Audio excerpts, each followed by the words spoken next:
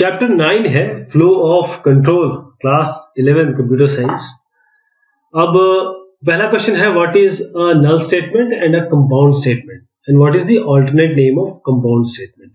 नल statement क्या होता है, कंपाउंड स्टेटमेंट क्या होता है। नल स्टेटमेंट का मतलब कुछ भी नहीं, केवल सेमीकोलन, आगे कुछ नहीं लिखेंगे, सेमीकोलन लिखेंगे तो वो नल स्टेटमेंट। कंपाउंड स्टेटमेंट का मतलब होता है जो एक ब्लॉक में हो। ब्लॉक का मतलब होता है ब्रेस स्टार्ट और ब्रेस एंड, कर्ली ब्रैकेट का स्टार्ट और कर्ली ब्रैकेट के अंदर इसमें जितने भी आपके स्टेटमेंट होंगे उन्हें हम कहते हैं कि वो एक कंपाउंड स्टेटमेंट है।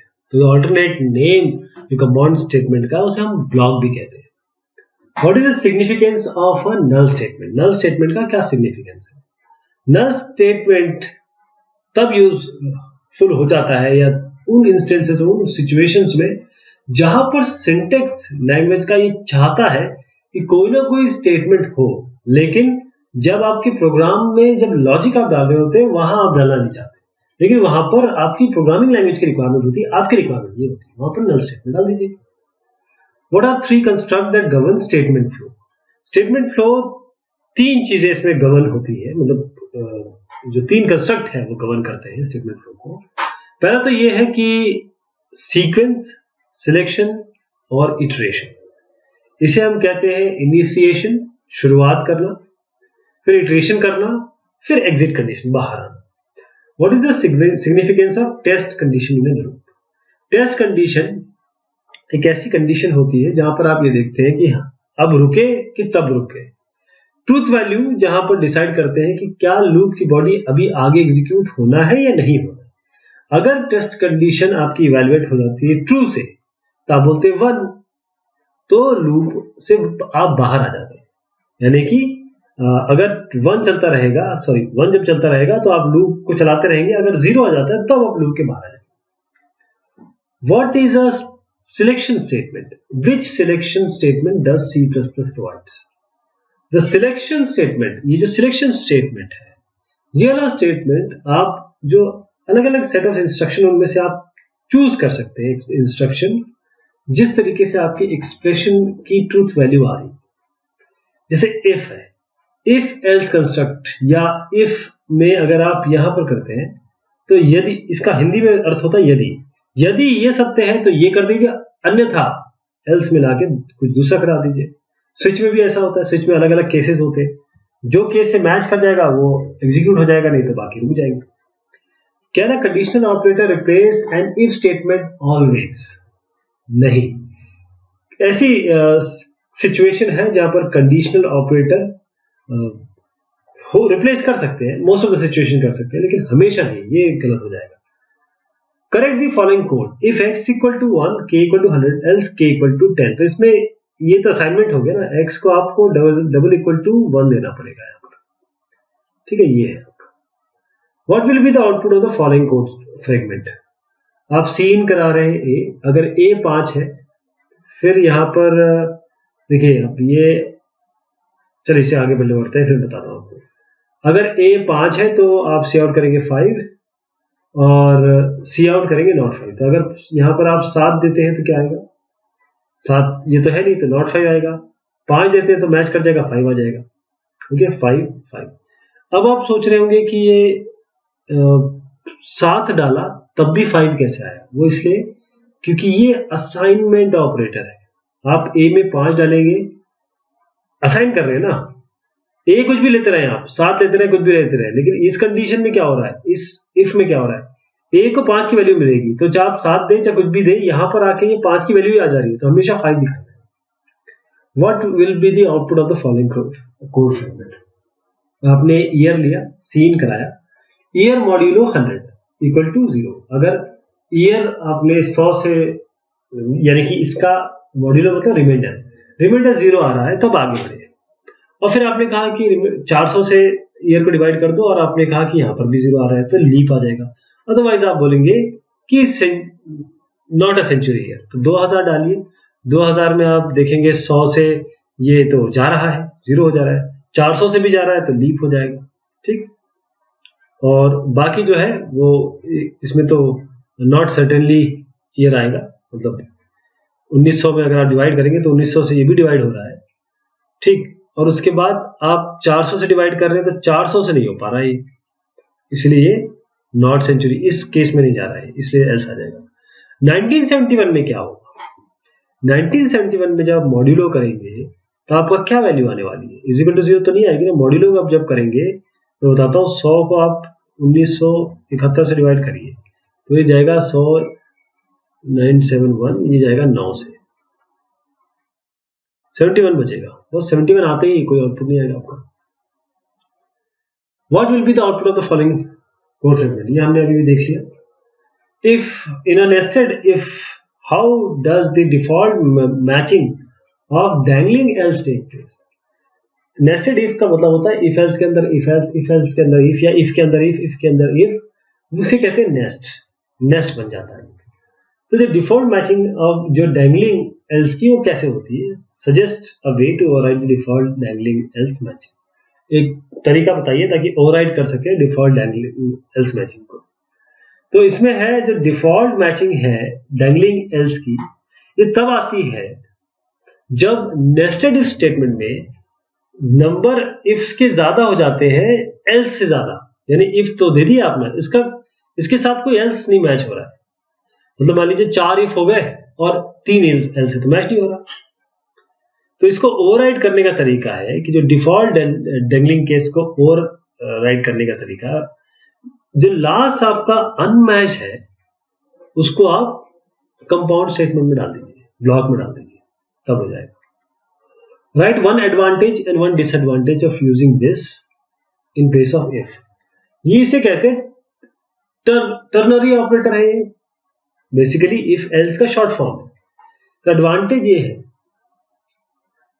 कि एक तो ये बहुत छोटा है, क्लीन है, कॉम्पैक्ट है। सबसे अच्छा एडवांटेज है एक ही लाइन में आ जाता है, वो क्लियरली दिख जाएगा कहां क्या होगा। लेकिन डिसएडवांटेज ये है कि जब ये ऑपरेटर आप यूज करते हैं नेस्टेड फॉर्म में तो कॉम्प्लेक्सिटी और डिफिकल्टी थोड़ी बढ़ जाती है, क्योंकि आफ्टर ऑल मुझे आपको ही समझना है और किसी और को समझना है, तो वहां दिक्कत हो सकती है। What is the significance of break statement in a switch statement? What is the effect of absence of break in a switch statement? देखिए स्विच में क्या होता है, इस तरीके से आपका स्विच होता है, ये स्विच है, यहाँ जो भी इंटीजर कैरेक्टर आएगा, उसके बाद यहाँ पर केस होते हैं, केस 1 केस 2, केस 1 2 जो है अगर यहाँ 1 आता है या 2 आता है, जैसे यहाँ 10 20 आता है तो यहाँ पर केस 10 20 लिखा होगा। अब मान लीजिए कि ये केस 10 इससे मैच कर जाता है तो आपको बाहर आना है ना, बाकी को तो एग्जीक्यूट करना नहीं है, तो आपको ब्रेक करना पड़ेगा। ब्रेक क्या करता है, इनरमोस्ट लूप से आपको बाहर ले जाता है। अगर ये 10 से नहीं मैच होता 20 से मैच करता है, अगर आपके पास 20 30 ऐसे करके 100 तक है, मतलब 10 केसेस है, अगर 20 से मैच कर जाए तो यहां पर आप कोड एग्जीक्यूट कराने के बाद आप 30 को थोड़ी ना मैच कराना चाहते हैं, 30 पे 30 ये इसके बाद स्किप करना चाहते हैं, तो आप यहाँ से ब्रेक कर जाएंगे। तो जो स्विच स्टेटमेंट है, जब भी मैच मिल जाएगा आपको तो स्टेटमेंट सीक्वेंस वो तो चलेंगी, ब्रेक स्टेटमेंट, और उसके बाद आप बाहर आना चाहते हैं, अगर वो मैच कर गया, अगर नहीं मैच हुआ तो लास्ट पे चला जाएगा। यदि केस स्टेटमेंट में आप ब्रेक स्टेटमेंट नहीं देते हैं तो कंट्रोल क्या करेगा, यहाँ ब्रेक नहीं दिया ना आपने, तो कंट्रोल मान लीजिए 10 से मैच हो गई है तो यहां मैच करेगा, उसके बाद ये पूरे 10 पे चला जाएगा। अगर ब्रेक नहीं देते तो ब्रेक से ये पर्टिकुलर केस में जाने के बाद बाहर निकल आएगा, तो कंट्रोल पूरी तरीके से नेक्स्ट स्टेटमेंट जाएगा जब तक उसको ब्रेक नहीं मिलेगा, ब्रेक नहीं मिलेगा तो बाहर नहीं। Right one limitation and one advantage off switch statement. इसका लिमिटेशन ये है कि यहां पर स्विच स्टेटमेंट में आप केवल इक्वालिटी चेक कर सकते हैं, यहां पर केवल इक्वालिटी, ये इसके बराबर है, जैसे 10 आएगा ना ऐसे स्विच होता है ना, इसमें 10 20 ऐसे करके कैरेक्टर आ सकते हैं, नंबर आ सकते हैं। दूसरी इसका एक और लिमिटेशन है, इसमें आप फ्लोट वैल्यू नहीं दे सकते, केवल इंटीजर या कैरेक्टर ही आ सकते हैं, इसमें ध्यान रखिएगा, 2 लिमिटेशन हो गए इसके। एडवांटेज ये है कि ये बहुत एफिशिएंट है, अगर आप इसकी कॉम्प्लेक्सिटी देखें तो बहुत, इफ एल्स से तो बहुत ही बढ़िया है ये।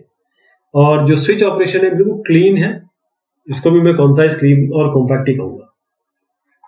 What is fall through, what is the significance of default case in a switch statement? अगर केस स्टेटमेंट में अगर आप ब्रेक नहीं लगाते हैं तो कंटिन्यूअसली सारे स्टेटमेंट जो एक केस के बाद आ रहे हैं वो सारे के सारे हो जाएंगे जब तक ब्रेक नहीं मिलेगा, या फिर आप स्विच के एंड में नहीं पहुंच गए। इसे कहते हैं फॉल थ्रू सिचुएशन। अगर कुछ भी मैच नहीं करता है तब भी तो आपको बताना पड़ेगा कि देखिए किसी ने कहा 1 से 10 नंबर डालिए, तो आपने 1 से 10 नंबर डालने के लिए कहा, किसी ने 25 डाल दिया, किसी ने अपना नाम डाल दिया, फिर क्या करेंगे? डिफॉल्ट केस में जाएंगे। डिफॉल्ट केस में जाने के बाद आप बताएंगे कि देखिए साहब आपने जो नंबर डाला है वो सही नहीं है, दोबारा डालिए। What are iteration statements? Iteration statement क्या होते हैं? Name the iteration statement provided by C plus plus. Iteration statement क्या होते हैं? आपको बताने हैं कौन से इटरेशन स्टेटमेंट्स है जो सी प्लस प्लस देता है।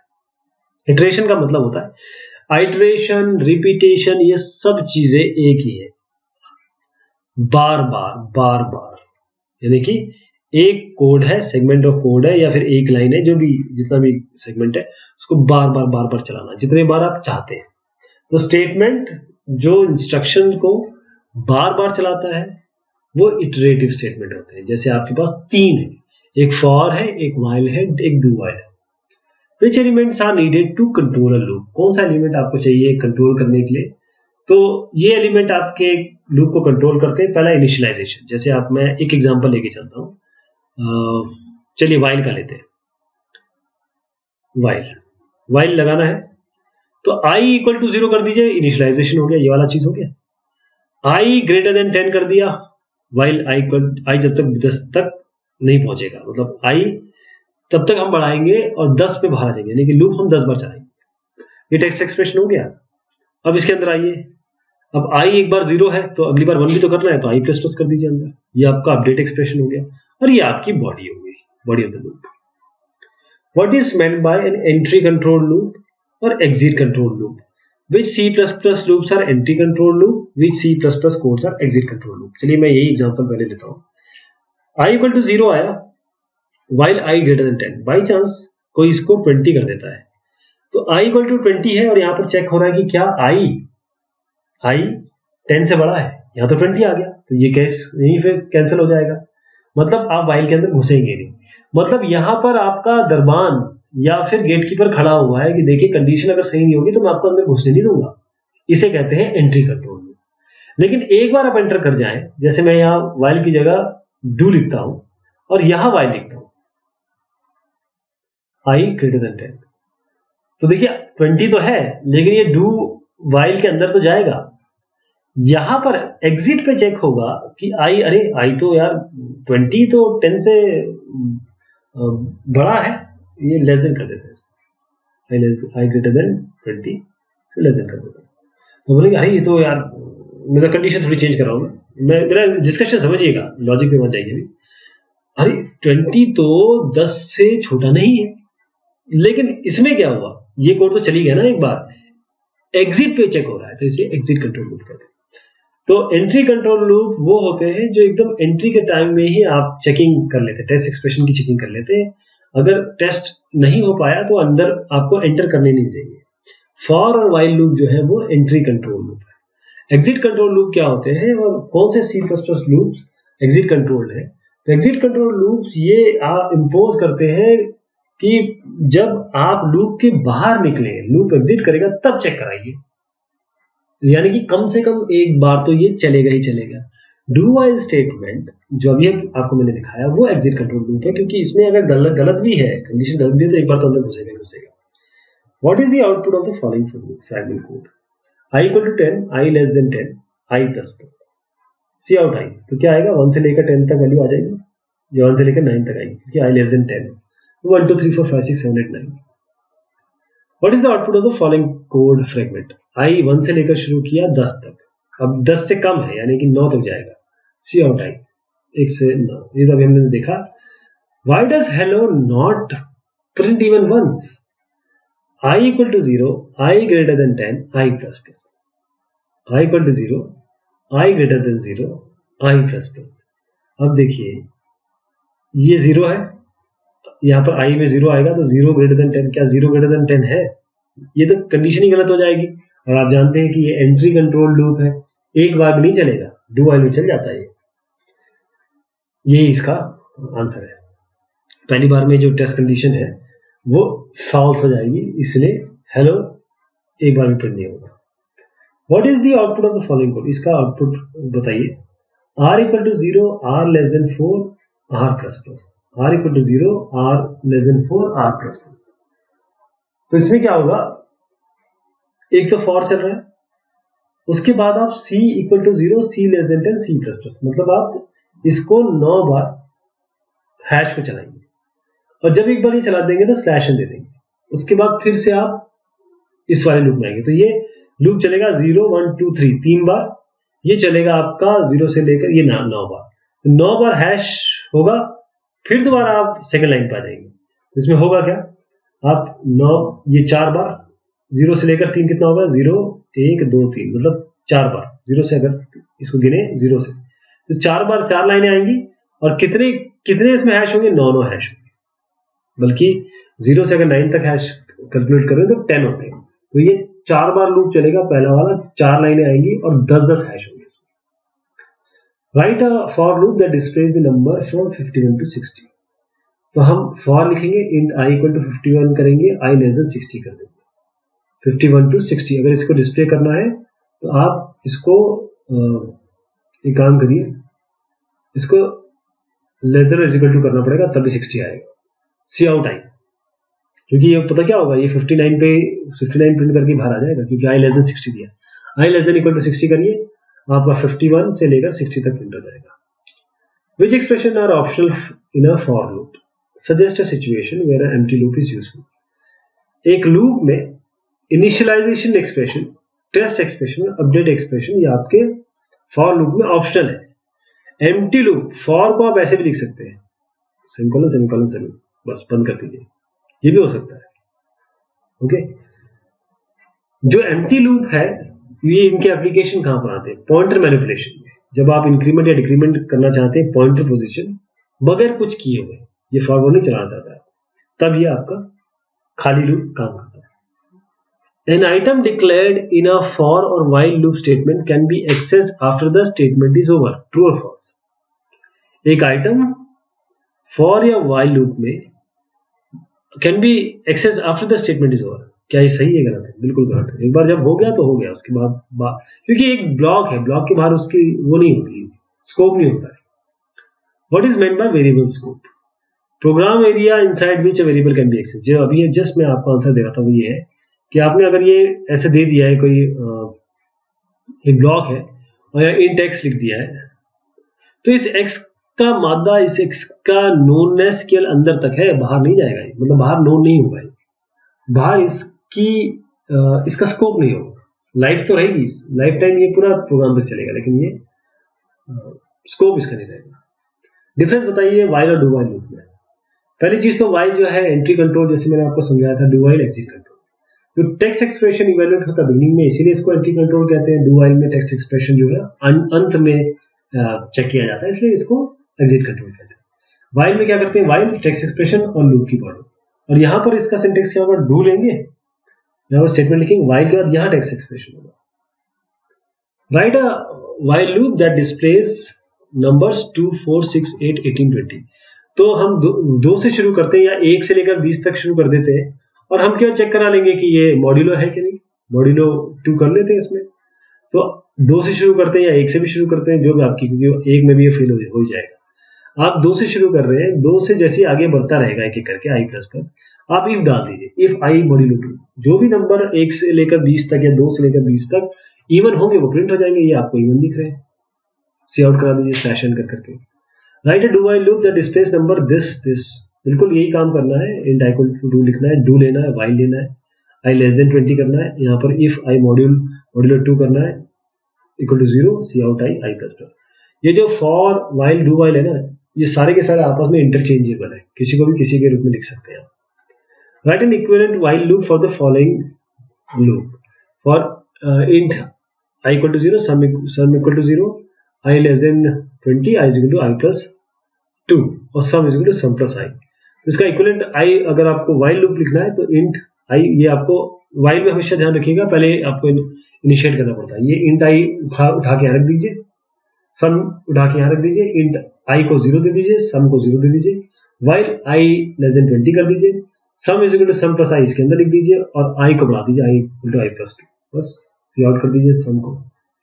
How many times is the following loop executed, s को 0 से करेंगे, आई को 0 से करेंगे, जब i plus plus less than 5 है तो s is equal to s plus i, यानी कि देखिए मैं एक आपको सिचुएशन बताता हूँ, S 0 है, I 0 है, वाइल I प्लस प्लस का मतलब ये होता है कि पहले I इससे चेक होगा, उसके बाद बढ़ेगा। तो I क्या है 0 लेस देन 5, तो इसका मतलब ये आएगा, ये चलेगा। तो S में क्या आएगा, S is equal to S plus I, S अभी 0 है, I भी आपका I भी क्या है, अब इस इक्वेशन के बाद I 1 हो चुका है, क्योंकि मैंने कहा था I यहां चेक होगा उसके बाद ये बढ़ेगा, तो 1 हो गया है, तो इसमें क्या होगा 1। चलिए ऊपर जाते हैं, अब S में 1 आ गया, ठीक। नेक्स्ट वाले में वाइल चेक होगा I प्लस प्लस, अब ये क्या होगा, ये 1 है, 1 लेस देन 5 है, तो ये 0, मतलब पहली बार इसमें ये I 0 से चेक होगा, 0 1 2 3 4 और उसके बाद 5, तो इसका लूप 5 बार चलेगा, ठीक है, 5 बार 0 1 2 3 4, तो 5 बार हो गया। How many times the full this following loop executed, do S plus is equal to I less than 5। अब देखिए इसमें क्या हो रहा है, ये इनफाइनाइट जाएगा, क्यों, क्योंकि आप S plus is equal to I कर रहे हैं, ठीक, I लेस देन 5 कभी हो पाएगा, क्योंकि कुछ I को बढ़ाया घटाया कुछ आपने कुछ किया ही नहीं, तो इसलिए इनफाइनाइट चला जाएगा। Name the jump statements provided by C plus plus, compare break and continue statement. C plus plus अगर आपको किसी कोड से किसी ब्लॉक से बाहर निकलना है, जंप करना है, तो रिटर्न है, गो टू है, ब्रेक है, कंटिन्यू। ब्रेक स्टेटमेंट स्किप करता है बाकी लूप को, यानी वो आपको ब्रेक यहां यूज किया तो ये बाहर नहीं आएगा लूप से, और जो कंटिन्यू स्टेटमेंट है वो स्किप करेगा बाकी लूप बाकी स्टेटमेंट को, लेकिन ये दोबारा लूप में जाएगा, लूप को दोबारा चलाएगा, उस चीज को स्किप कर देगा। और कंपेयर ब्रेक और कंटिन्यू हो गया। Go to statement causes control to go to label, और लेबल बी है इसका answer. The break statement causes an exit only from innermost loop. The exit function breaks out of the program it appears in, program से बाहर निकाल देता है आपको।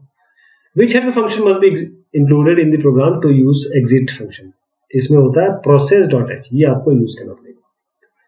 तो अभी हमने जो क्वेश्चंस आंसर देखे ये बेसिक थे, अब हम शॉर्ट आंसर देखेंगे। तब तक के लिए शुक्रिया, मेहरबानी आपसे।